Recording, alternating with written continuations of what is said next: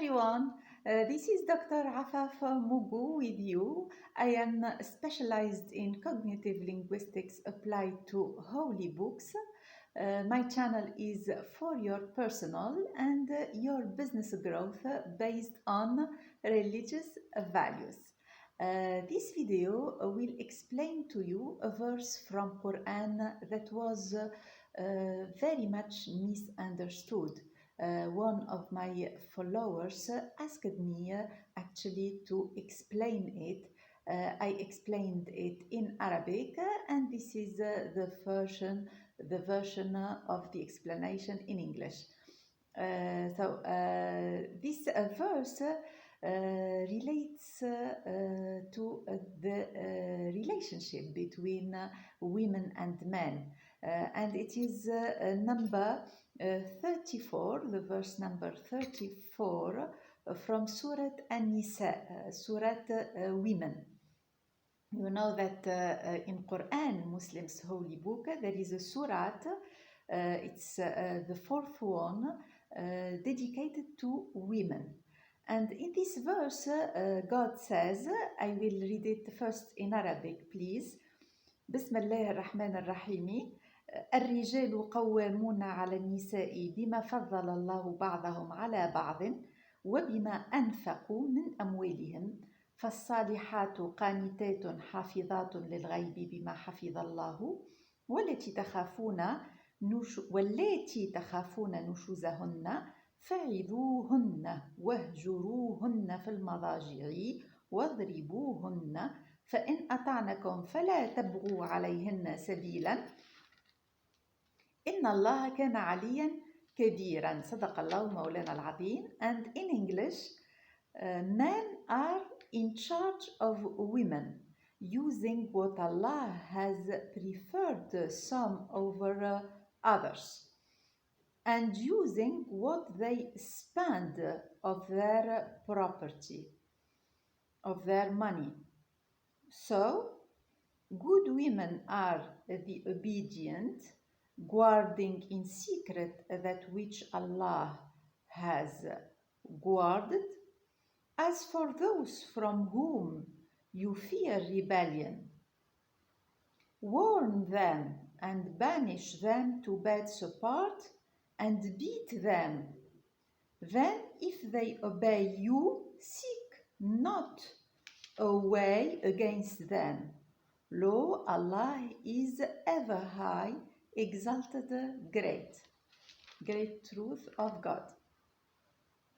So I said that this verse was very much misunderstood, and this misunderstanding led majority of Muslims to bad results in matter of relationship, couple relationship.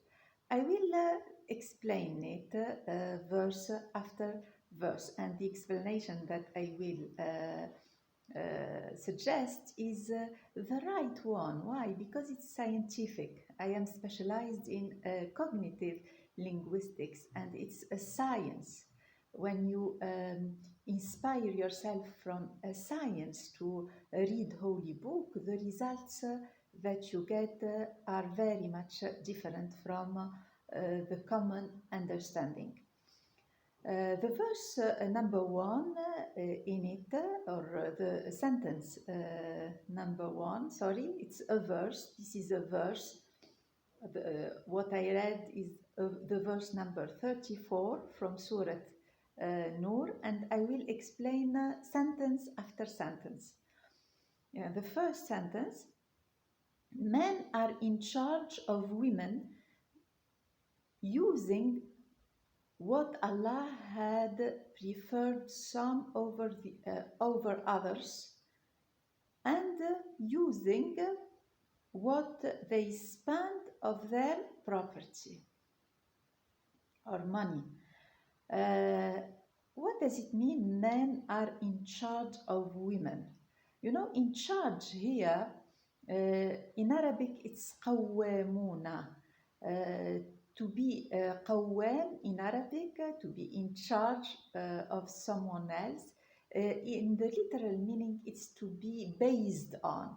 قوام, it's based on, it's assigned as well to God in Quran. القائم, هو القائم. It's one of the attributes of God. It means that men are based on women, and God is based on the couple. I'll explain this through this schema, please. So, what does it mean that men are charged of women? It means that the couple is a single mind, the same mind, because they are united in marriage, in love, and they have the same body as well. So men are in charge, قوامون,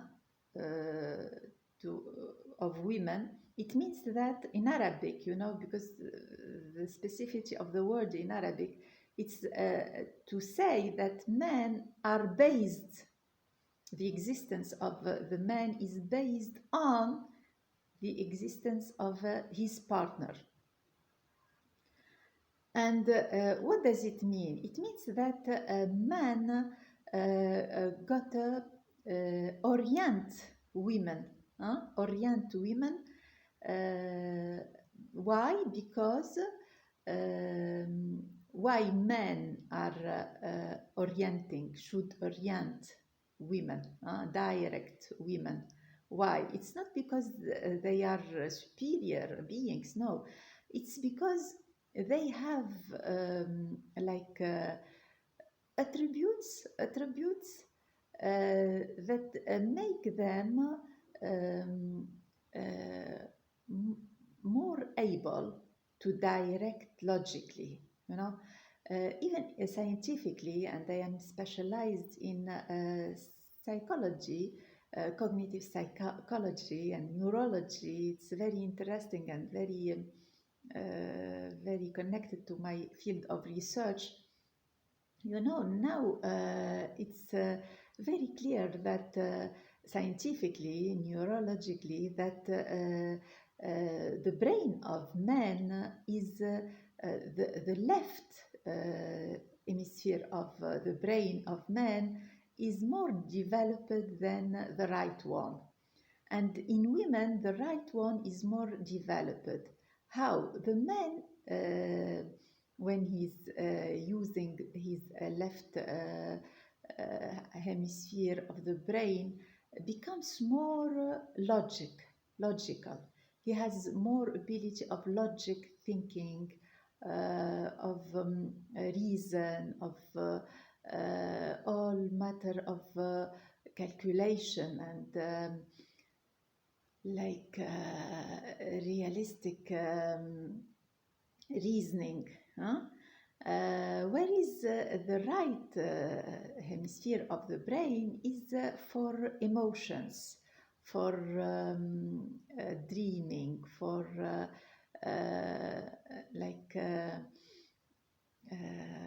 for intuition, and it's very much important, the right one.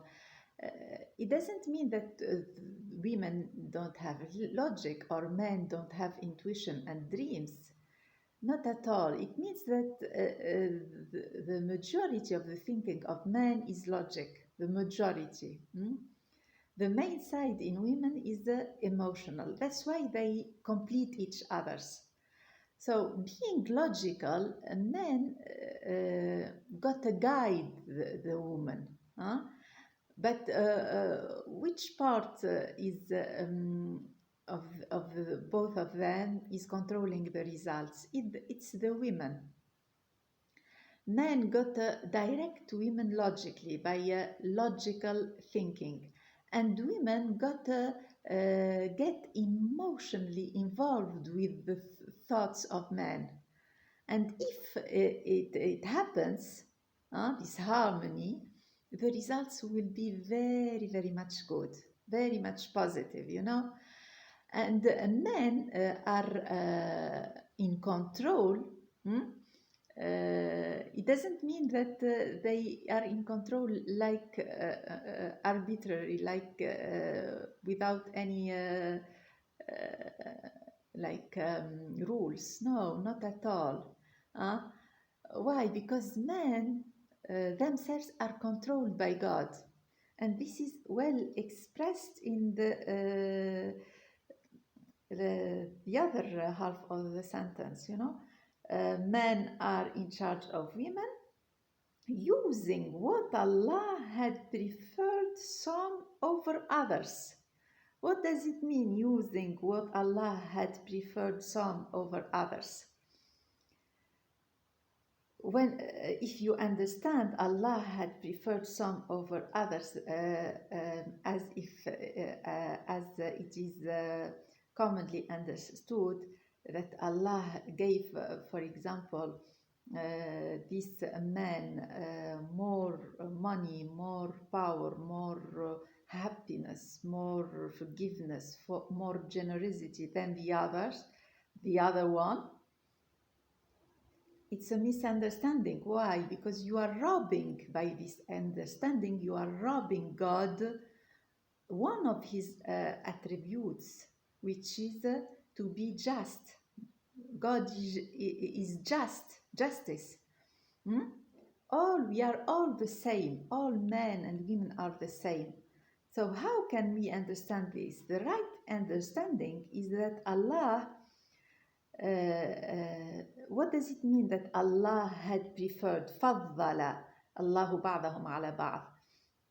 It means that, for example, Zaid, for example, John, is better than, for example, I don't know, Omar is better than Omar, an Arabic name. John is not Arabic and an Arabic name. John is better than Omar. Why? Because John worked on himself more than Omar, you know, because John allowed to God inside him, God's soul inside him, to orient him. He has more awareness of God's soul inside him. I can explain this with this schema. You know, this is a human being schema: body, results, and the mind that is embodied here. And the mind, in the mind there is an ego, there are like logical thinking here, and the soul, God's soul inside us. So John had allowed God to orient his ego. That's why he's better, he's preferred God. How does it, from God, how does it happen? It happens when John has more awareness. He has increased his awareness. He has spiritual programming of richness, for example. That's why he has more money than Omar. It's not because God preferred him unjustly. No, not at all. But because John increased his awareness that God is inside him and his richness. His soul is full of richness. He felt this richness. And he let his ego be oriented with this. He acted for the fulfillment of his aim in life. And consequently, his results are positive in matter of financial situation. And it can be applied in everything, in happiness, in forgiveness, in generosity. So the men got to orient the women by these values coming from God, the values of happiness, of peace, of he got to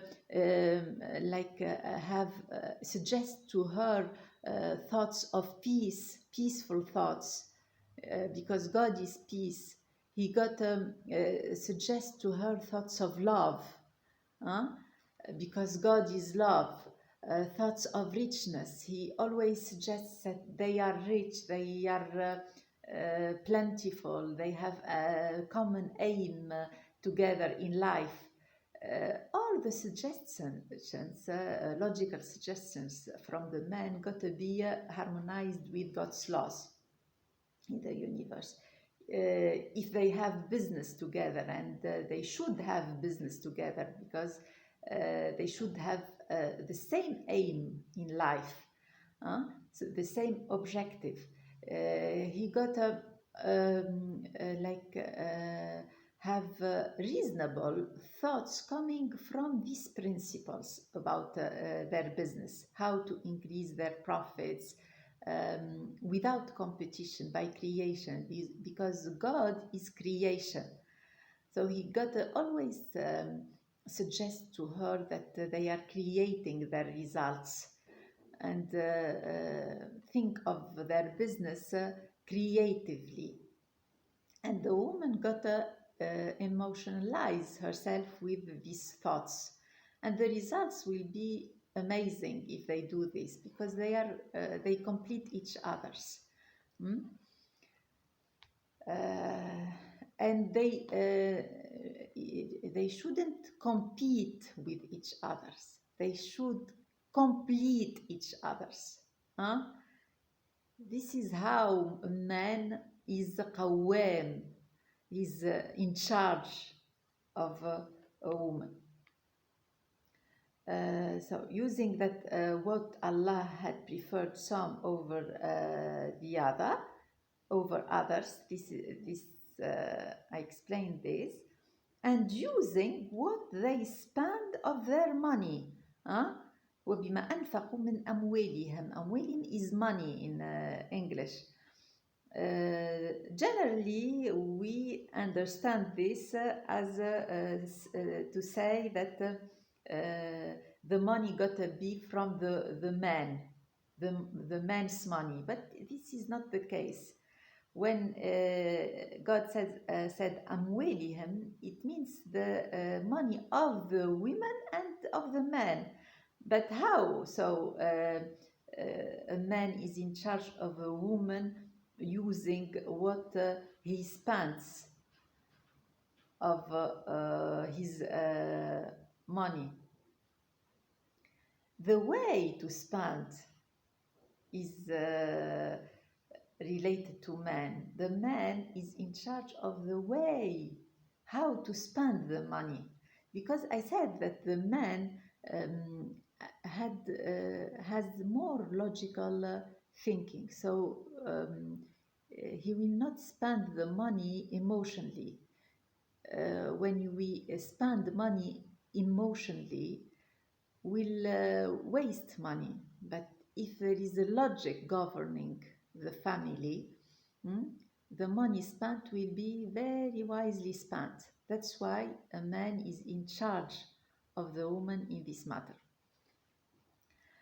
So good women are the obedient, guarding in secret that which Allah had guarded.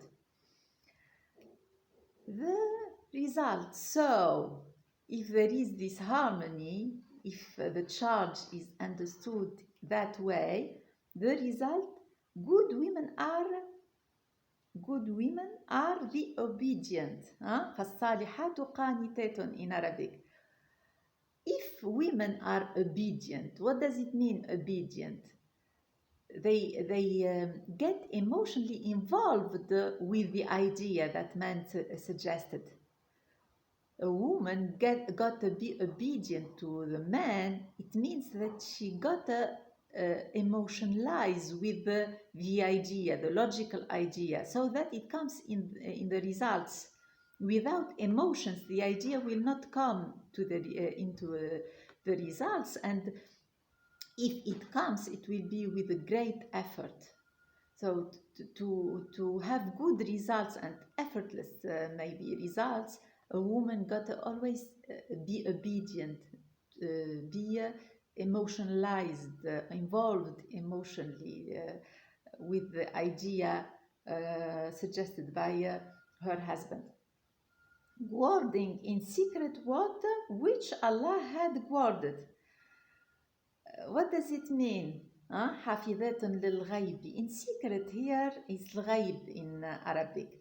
الغيب in Arabic is the unseen. غاب عن بصرك, the unseen that you cannot see. What do you not see? It's your future, your winning image, the unseen, what you want in life, your desire, your aim, your objective in life. It must, this objective, this positive imagination got to be guarded, got to be in harmony with God's will, which Allah had guarded. Their objective, common objective, got to be in harmony with God's principles, God's will, got to be coming from their souls, not from their egos. And the woman got to guard this positive imagination. Always she orients her thoughts toward the common objective with her husband. And she always focuses on their winning image together, fulfilling as if they had already done what they want to do. For example, the financial reward. She got to always imagine, because imaginative faculty is more developed here with the women, with inside the woman. So she got to always increase her awareness, her imaginative faculties toward the fulfillment of their desire. And she got to always love her husband and consider him the strongest man, because he's like God, you know. For her, he got to be the incarnation, the personification of God. He presents God, you know. هو قوام, and God قائم, because his thoughts are emanating from God's soul. If it happens, this harmony, the results will be amazing. Financially, matter of health, in matter of happiness, in matter of the family and the kids. As for those from whom you fear rebellion, now there is another case where there is rebellion from the woman. How does a woman get rebellious? Rebellion in Qur'an is when you go astray from the straight path. I explained it. It's nashez in Arabic. I explained it in my book about jihad. What is jihad? Toward a theory of jihad in political discourse. And this is the schema that explains to you the rebellion. The rebellion is when there is a straight path leading to your objective in life, to God. And if there is a rebellion, you are here, and you gotta come back here. This is very important to understand. So the word rebellion is very important in Quran. It was mentioned several times. For example, in Sourate Araf, say the things that my Lord had indeed forbidden are shameful deeds, whether open or secret, sins and trespass against truth or reason, assigning of partners to Allah. When a woman is rebellious, she assigns a partner to her husband. This is it. This is what is meant by rebellion. And this assignment of a partner to her husband, with her husband, is in secret. Why? Because he said in Arabic, اللاتي تخافون نشوزهن, when you are afraid. Hmm? As for those from whom you fear rebellion. He didn't say as for those whom that rebelled or was rebellious. Huh?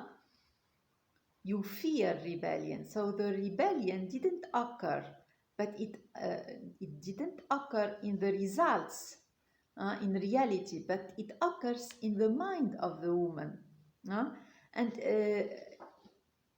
if it occurred here, it means that there is a thought, logical thought that suggested to the woman, allowed it to the woman. You know, the man is involved as well in this rebellious deed. What does it mean to be rebellion? It's when, in secret, when the woman falls in love with an idea, a negative idea that is not coming from God. For example, a woman can, for example, be emotionally involved with a person that she saw in TV speaking about war. She was very much involved with this, emotionally involved with this man speaking about war, about revenge, things like that. She might, without unconsciously, she might have been like fallen in love with the idea of war, and in her dreams she could have affair with this man. This is Nashez, and her husband will feel this, certainly, because they are one. Will feel this. This is, you are afraid. You fear rebellion. If the idea, for example, if the woman has affair in her dreams with the man that personifies or represents a positive idea like peace or power or love or and she got it in her dreams, doesn't matter. It's not a rebellion at all. Why? Because the person that she had affair with in her dreams is not him that is meant in her dreams. You know, she was in love with the idea that he represents. If the idea is positive, it's not rebellion, because it's God personified in this person who came in her dreams, as if it was her husband. But if the idea is negative, like war or injustice or hate or something that is not compatible with God's soul inside us, this is rebellion. It will be a rebellion. As if she chose another person, she got involved with another person than her husband, that is the incarnation of God.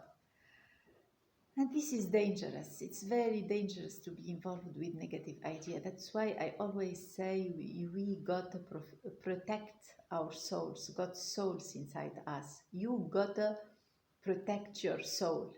It's one soul that unites us. You got to protect yourself from negative influences, from the media, the negative information. You got to focus on the positive information, the right information, to protect God's soul inside you. If it happens, it's dangerous, because we'll have negative children, like negative ideas. The negative ideas will multiply, and will have maybe rebellion in the results. So now the man gotta be careful, gotta react. So as for those from whom you fear rebellion, warn them. How? He gotta react. by warning the woman. What does it mean to warn? Huh? In Arabic, it's عِذُوهُنَّ. It means to suggest. The man got to suggest to the woman positive suggestions, reminding her of their common objective in life, of God's principles. He says, for example, we are one in God. I love you. There is only peace inside you and inside me, inside us. Things like this, things that are contradictory with the negative idea that she got. But it's to عِذُوهُنَّ, it means to suggest, positive suggestion, to remind to the woman the sacred link between her and her husband. Warn them and banish them to beds apart. اهجرن في المضاجع. It means not to have sexual contact. Why? It's rather metaphorical here, but even literal. Why? Because there is a wisdom behind this. Because when a man has, it's symbolic, when you have sexual relation with a woman that has in her mind negative thoughts, you'll have negative children. The negative thoughts will multiply. Why? Because the man will be involved emotionally with the negative thought. It's contagious, when you have the man have sex with a woman that has the negative thought, he himself will lose his logic and will get involved with the negative thought. And this is very, very harmful to the family, to have negative idea, more negative ideas. So the man got to be always in control, so that to be the master, always the master, to orient always positively, to really get rid of this negative idea by positive suggestions. And beat them. وَاضْرِبُوهُنَّ. This was very much misunderstood in Muslim culture. That's why a lot of Muslim men beat their women and say, it's God who told me, allowed me. It's wrong. When you understand beating him here literally, you are robbing God, It's very dangerous to rob God. Huh? You are robbing God of one of his attributes, which is that he is peace. And the results will be very bad if you do this. So what is meant by وَاضْرِبُوهُنَّ, beat them? It's the metaphorical meaning that was meant. Huh?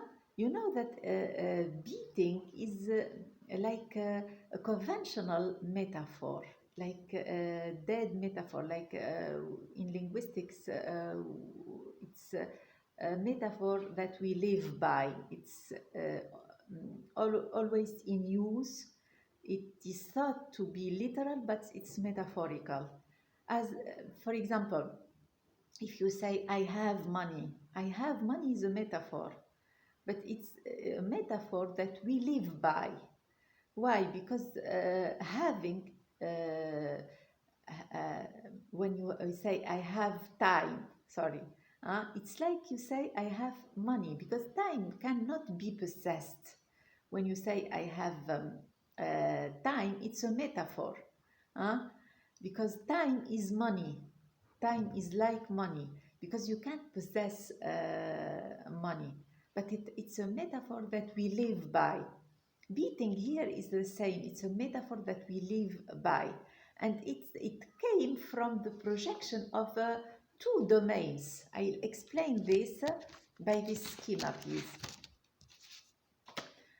in your mind, you have an input one, which is pain. You know, pain is very much abstract domain.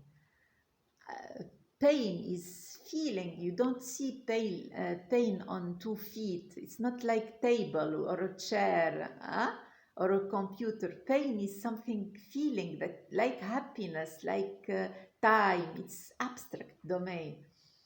And to clarify it, God here, when he said, and beat them, he came up with an input tool that is created in your brain, which is hitting 2 objects. When you hit 2 objects like this, for example, you may feel painful. Hitting 2 objects causes pain. So, to clarify the pain that the couple will have after this rebellion, God came up with the input 2, which is hitting 2 objects, and the input 1 and input 2 were projected into a blended space. In it, there is the fusion, the integration between pain and hitting 2 objects. Pain is hitting 2 objects, and this projection occurs in your brain, in your mind, in your thoughts. This projection is expressed linguistically by a lot of expressions that we use. For example, you say, I am beaten. What does it mean, I am beaten? It doesn't mean that I am literally beaten, you know, but it means that I am very tired. And I am beaten comes as a linguistic realization of this projection, of this mental projection. For example, you say broken-hearted. Broken heart, to break. It's like to hit forcefully, crestfallen or afflicted, to say that you have pain. So this is the same. What does it mean, and beat them? It means that you'll have pain together, you know, because you got this negative. You didn't protect your souls. There is this negative. There is a partner, other than God, other than her husband. So you'll because anything that harms the woman harms the man. They are one. They even literally, when someone beats someone else, both of them are hurt, you know. So be in pain and beat them, be in pain with them, suffer because there is you assigned a partner to God. God wants the couple to be for him, his expression, the tool to realize his desires, God's desires. That's what God wants. He wants to be always the master, without assigning any partner to him. He wants peace, love, harmony, faithfulness, beauty, happiness, richness to the couple, truth, generosity, creation. Then, if they obey you, so if the woman let go of this negative idea, of this new partner, negative partner, really she got emotionally deep inside her, let go of the negative idea. How? By focusing on the positive side, for example, on peace. If she had someone that represents war, for example, then if they obey you, seek not a way against them. So if the woman obeys her husband and let go of this negative feeling or negative thought, huh, they will turn back both to God. They will not be separated. Allah is ever high. Yes, He is high. Look, He wants always to be the master. He wants the couple to be for Him, not against Him. For their good, because if you do so, you'll have very good results, happiness, richness, forgiveness, beauty, peace, a very successful family and successful society consequently. And He is exalted the great, of course, because nothing exists on earth but God. Negative ideas and feelings doesn't exist. They are don't exist. They are illusions. The only truth is God. Is the existence of God. This was the right interpretation to this verse. Thank you so much. If you have any question, let me know. Write down these questions in the comment. I love you so much and see you soon, inshallah. Thank you.